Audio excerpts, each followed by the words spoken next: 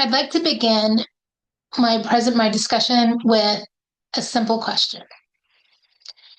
What should literature sound like? Should it sound polished, refined, elevated?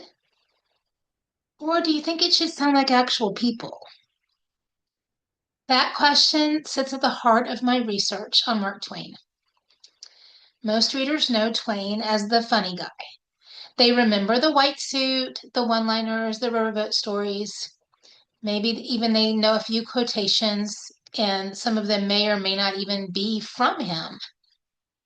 But I love Twain for a different reason. I've taught him for years in first AP Language and Composition, AP Literature and Composition, and now on the college level. And I love him because he was disruptive. I love him because he was willing to break literary rules. And perhaps the most important reason that I love him is because he changed what American literature was allowed to sound like. His reading gave ordinary Americans a voice on the page in ways that previous literary traditions often did not. His use of dialect, regional speech, humor, and realism transformed American literature from something that was often imitating British models into something that was just really American. My argument in the paper that I've written is that Twain fundamentally reshaped American literary language by replacing formal literary conventions with authentic vernacular speech. And in doing so, he permanently altered the trajectory of American fiction. Now, Twain gets a bad rap a lot of the time because of some of the words that he chose to use. But I think it's really important for us to consider that he was just choosing words that were words of the time. And when we allow language to create a situation in us where we mute or completely eliminate an author because of the words that they chose, we're getting in a slippery slope there, I really think. So I don't want you to just completely write Twain or any other author off because of some of the words they chose to use, but especially Twain, because he was really trying to say, hey, let's think about what everyday life looks like here in America. Before Twain became a major literary figure, everybody was still looking to Britain as the standard for literary excellence. That assumption was pretty straightforward. Good literature had to be beautifully refined. It had to have formal diction, because if you used formal diction, it showed your intelligence. It had to have all of the proper grammar conventions because that signaled sophistication.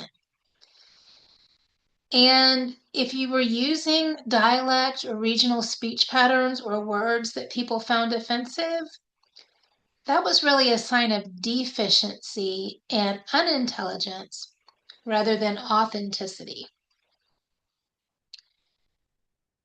In her writing, Judith Yaros Lee explains that American language and literature gradually diverged from British models after the Revolution, assigning cultural and political value to colloquial speech and local expression. But the shift wasn't just vocabulary, although we know even today that vocabulary can be a problem. This was all about identity. So the question everybody started asking was, could American literature sound American? Twain came on the scene with an emphatic yes as his answer. But not everybody really appreciated Twain and what he was doing. Some of the critics of the time were absolutely horrified. John Nickel argued that Twain had done more than any other writer to lower the literary tone of English-speaking people. So I want you to think about that for just a second. Today, being accused of revolutionizing literature could probably sound like a compliment, but at the time, that was an insult. Critics viewed Twain's language as rough, excessive, and undisciplined. They believed that literature should elevate readers above ordinary speech. But Twain believed something entirely different. He believed literature should reveal reality. And that disagreement, I think, is one of the most fascinating literary debates of the 19th century. We can even see it today as we move forward with the banning of literature and things like that. So this isn't a debate that has ever really truly gone away. William Dean Howells was one of the major advocates of realism. He argued that fiction should stop lying about life, and he viewed Twain as an example of literary truthfulness. So obviously Twain did have people, that would come alongside him and would agree with him. But what I want you to hear in what I've done in my research is that Twain's genius was not merely that he wrote about ordinary people, because a lot of writers did that. His genius was that he allowed them to speak. So when we look at Huck Finn is narrating his own story. So Twain does something extraordinary. He gives authority to someone who would never, ever, ever in a million years have qualified as a traditional literary narrator. Huck isn't polished. He isn't scholarly. He isn't eloquent in the conventional sense. But he's real. And that authenticity creates a level of intimacy that formal narration often cannot achieve. One misconception that I frequently hear when people are discussing Twain with me is the belief that Twain simply wrote however he wanted to. He just put it on the page, just slopped it down. But the reality there is really the opposite. Twain was absolutely meticulous. If you do any deep research and study about him, you'll know that. In the opening note of The Adventures of Huckleberry Finn, he famously explained that several dialects were carefully represented, each based on his familiarity with the Mississippi Valley and the speech patterns that he grew up with when he was young. This wasn't laziness. It wasn't carelessness. This was craftsmanship. The language feels spontaneous because Twain worked incredibly hard to make it feel spontaneous. T.S. Eliot later argued that Twain discovered a new way of writing that became useful not only for him, but for the generations of writers who followed. And that is probably one of the most important observations about Twain's legacy. He didn't simply just write differently. He made different writing possible. One thing about Twain's literary philosophy that I didn't talk about in my paper initially in my rough draft, but I wanted to talk about here is his really ridiculously hilarious essay on James Fenimore Cooper's literary offenses. So I dug in deep to that. I've used it for years in my classroom, but I dug in deeper to it after I was really working with my rough draft. So I didn't get that in the rough draft. But I think after really, really looking at it, it provides one of the cleanest windows into Twain's understanding of literature. So if you've never read it, which I kind of doubt, but if you haven't ever read it, imagine a literary critique written by someone who's simultaneously functioning as the funniest comedian, maybe Tim Hawkins like, a prosecutor. So let's throw in Atticus Finch, or he wasn't really a prosecutor, but his kind of style, and a demolition expert. Twain argues that Cooper repeatedly violates nearly every rule of good storytelling. He lists what he considers essential principles of fiction: believable characters, meaningful dialogue, logical action, the proper word choices, and coherent plot and realistic details. But then he proceeds to dismantle Cooper's novels with just wild abandon and enthusiasm. At one point, Twain claims that in 2/3 of a page, Cooper commits 114 literary offenses out of a possible 115. That's not criticism. That is ammunition, artillery. He's just blowing him out of the water. It would be easy to dismiss the essay as Twain he's just being a funny guy. But I don't think that's what's happening here. I think what's happening is that his writing is revealing Twain's commitment to realism. That's not accidental. He really believed that literature should observe life accurately. Repeatedly throughout that essay, Twain condemns Cooper for implausible events, unrealistic dialogue, inaccurate observations, and characters who behave in ways no actual human being would ever behave. In other words, Twain's critic of Cooper helps explain his own literary method. So that's an interesting thing to consider.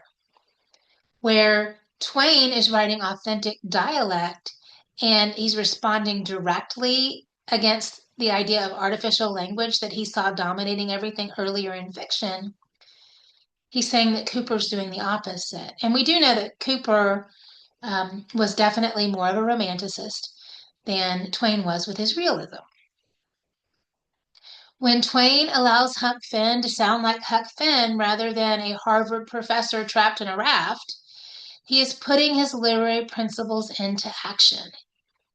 The essay essentially serves as his own manifesto for the realism that would define his fiction.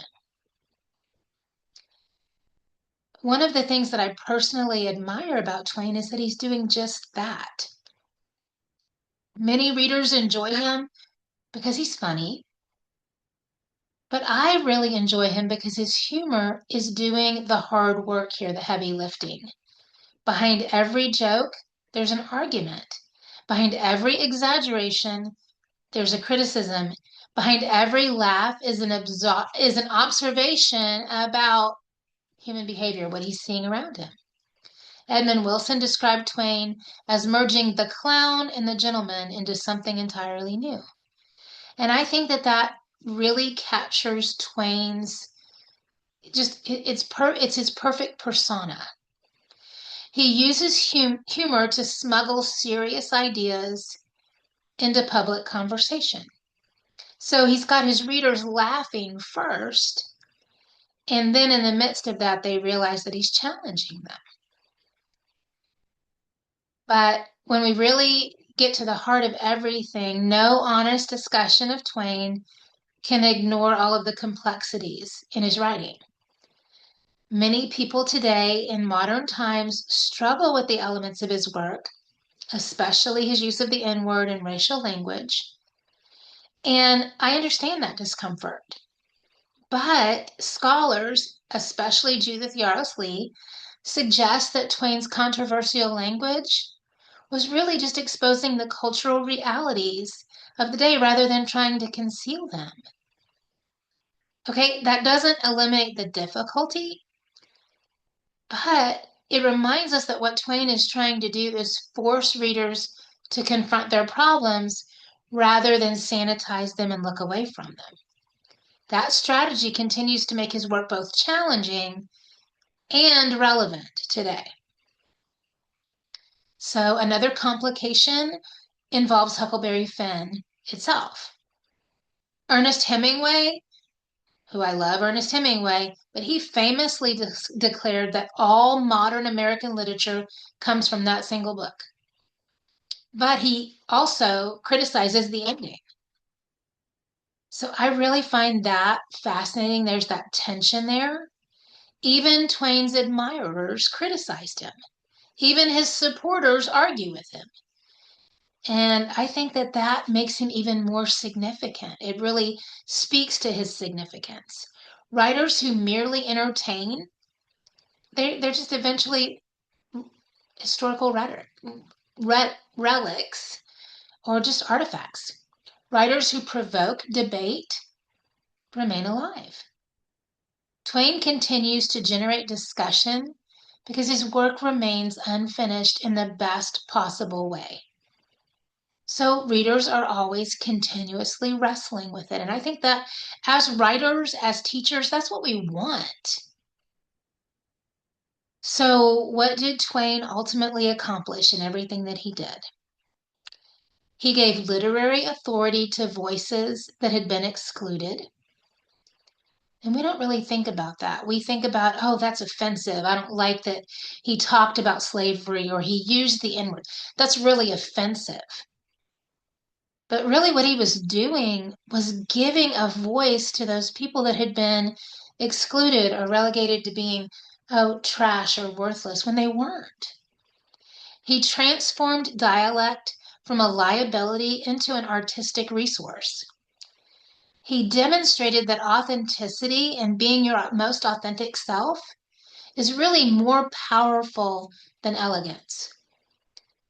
And he challenged American literature to sound American. So when I think about Twain, I don't really think primarily about his jokes and his satire. I think about how courageous he was. He had the courage to reject established conventions, the courage to trust the ordinary voices of people, just ordinary people.